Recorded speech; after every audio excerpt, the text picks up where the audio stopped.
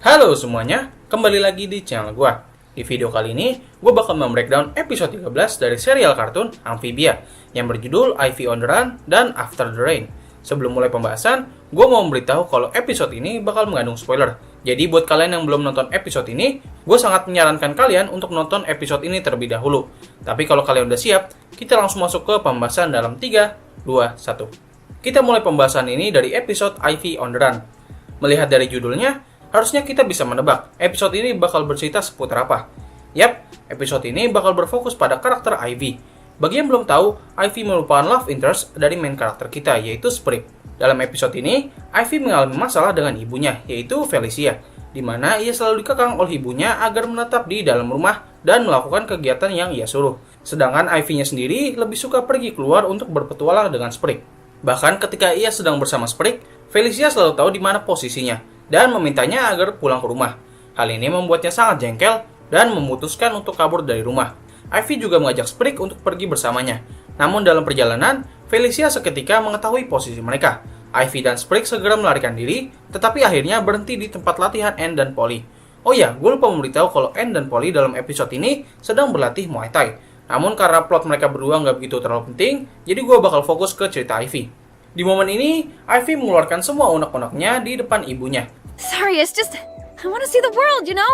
Get my hands dirty, learn martial arts, things like that. Felicia mengerti apa yang anaknya mau, dan ia memberikan Ivy sebuah tantangan. Apabila Ivy menang, ia tidak perlu mengikuti perintah ibunya dan bebas berpetualang. Kalau dia kalah, ya intinya sebaliknya lah. Dalam pertarungan ini, Ivy sangat terkejut ketika mengetahui kalau ibunya ahli dalam bela diri. Ia bahkan dengan sangat mudah dikalahkan berkali-kali oleh ibunya. Namun di ronde akhir, Felicia memberikan arahan kepada Ivy untuk melakukan gerakan yang ia biasa perintah di dalam rumah. Semua kegiatan yang Felicia perintah kepada Ivy merupakan bentuk dasar dari bela diri. Momen ini hampir sama persis dalam film The Karate Kid, yang kalau nggak salah itu dalam satu momen si karakter utama itu diperintah untuk memakai jaket berkali-kali. Ya pokoknya sama seperti scene yang itulah. Jadi selama ini, Felicia sangat mengerti apa yang anaknya inginkan. Maka dari itu, ia selalu memberikan Ivy pelajaran bela diri sebagai bekal persiapan ketika ia ingin berpetualang suatu hari nanti. Oke, jadi begitulah seluruh cerita dari episode ini. Harus gue akui, episode ini memang gak memiliki peran yang sangat besar dalam lore Amphibia. Namun ini merupakan langkah awal yang sangat bagus dalam pengembangan karakter Ivy. Gue sangat suka bagaimana episode ini mengubah pandangan gue mengenai karakter Felicia. Karena selama ini, kita melihat kalau Felicia hanya sebagai karakter background saja. Memiliki penampilan sangat mencolok, namun tidak memiliki peran yang sangat besar. Tapi dalam episode ini, kita akhirnya tahu kalau Felicia memiliki keahlian dalam bela diri, dan juga merupakan petualang di waktu lampau. Ya, jadi begitulah. Menurut gue episode ini sangat bagus. Gue harap kedepannya Ivy nggak hanya menjadi love interest dari Sprig, namun juga menjadi karakter yang lebih penting lagi dalam lore cerita kedepannya. Baik, sekarang kita lanjut ke episode berikutnya, yaitu After the Rain. Kalau episode sebelumnya mungkin lebih berfokus pada pengembangan karakter, untuk episode ini, akhirnya kita mendapatkan plot yang berhubungan kuat dengan lore cerita Amphibia. Setelah sebelum-sebelumnya, kita hanya disuguhkan dengan episode-episode filler saja. Oke, jadi dalam episode ini, Anne mendapatkan surat dari Marcy kalau ekspedisi mereka dalam mencari batu permata ke dalam kuil yang pertama akan segera dimulai. Maka dari itu, mereka memerlukan banyak persiapan dan juga kotak musik. Ketika Hop-Pop mendengar soal kotak musik, seketika ia menjadi panik dan mengingat tindakan buruknya, yaitu telah mengubur kotak musik itu tanpa sepengetahuan Anne. Di malam harinya, Anne tidak bisa tertidur karena saking semangatnya dia untuk memulai ekspedisinya. Tiba-tiba ia melihat Hop-Pop keluar dari rumah dan mulai mengikutinya. Alangkah terkejutnya ia ketika mengetahui kalau selama ini Hop-Pop telah mengubur kotak musik itu tanpa sepengetahuan dia. Tidak hanya itu saja, ternyata kotak musik tersebut juga hilang. Hal ini membuat Anne menjadi sangat kecewa dan segera pergi meninggalkan Hop-Pop ke dalam hutan. Keesokan harinya, Sprig dan Polly memberikan motivasi kepada Hop-Pop untuk mencari Anne. Sementara itu, mereka berdua memutuskan untuk mencari kotak musik itu. Ketika sampai di pusat kota, mereka melihat kalau para warga telah kehilangan beberapa barang berharga mereka. Tiba-tiba, Sogijo datang dan memberitahu kalau ini semua adalah ulah serangga Magpie Beetle. By the way, Sogijo ini merupakan karakter yang pertama kali muncul dalam perjalanan Anne dan para planter ke Newtopia. From now on, call me Speedy Joe. Do I have to? Setelah mendengar hal itu, Sprig dan Polly segera mencari keberadaan serangga-serangga itu. Singkatnya, mereka berdua pun sampai di tempat perkawinan serangga-serangga itu dan terjebak di dalam sana. Sementara itu, Hapa berhasil menemukan Anne di goa pertama kali ia bertemu dengan Sprig. Ketika Hapap ingin menjelaskan alasan tindakannya itu, mereka berdua mendengar teriakan Sprig dan Polly. Anne dan Hapap terpaksa harus bekerja sama untuk menyelamatkan Sprig dan Polly. Mereka semua pun berhasil keluar bersama dengan kotak musik itu.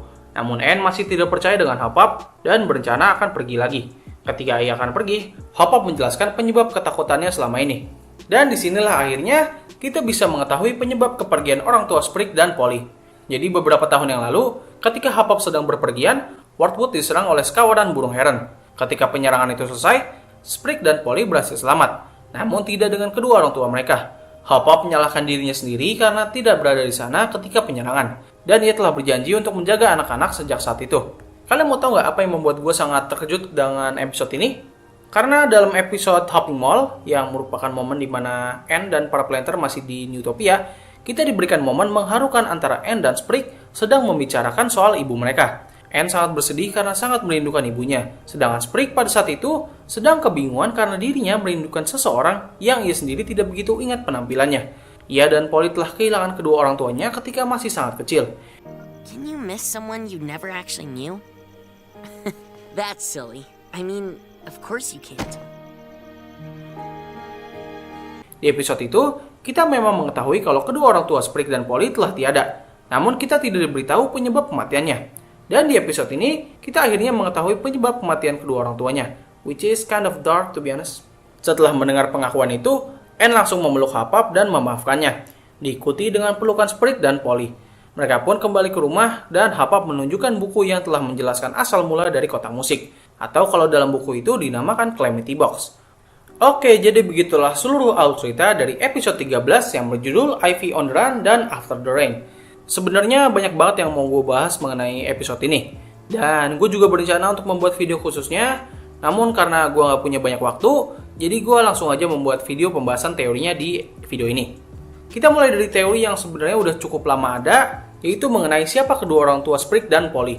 Dalam episode 8 season pertama yang berjudul Family Serp, terungkap kalau keluarga Planter dulunya bukan hanya seorang petani, melainkan juga seorang ilmuwan dan prajurit. Dari sini banyak yang berspekulasi kalau kemungkinan besar orang tua Sprig dan Polly tidak hanya menjadi seorang petani, namun mereka juga menjadi seorang petualang.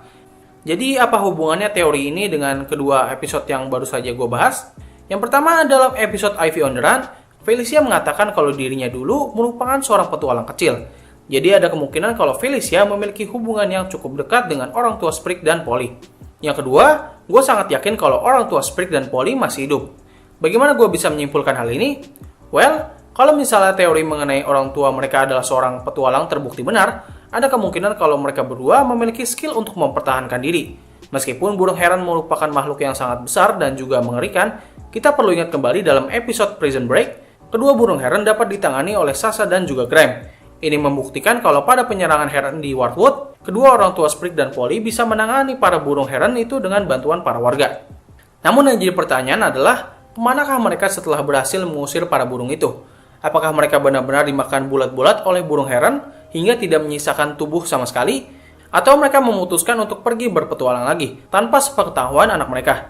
Dan juga, apakah peristiwa penyerangan heron ini merupakan pure kecelakaan atau memang sudah direncanakan oleh seseorang dengan tujuan untuk membunuh kedua orang tua Sprig dan Polly? Episode ini semakin memberikan banyak pertanyaan ya. Gua harap kedepannya semua pertanyaan ini dapat dijawab dengan cukup rapi lah, meskipun ya tidak sesuai ekspektasi. Tapi tetap, gue yakin kalau misalnya kedua orang tua Sprig dan Polly masih hidup. Karena ya ini kartun Disney coy. Pastinya ada kemungkinan besar mereka bakal memberikan bumbu-bumbu wholesome lah dalam ceritanya.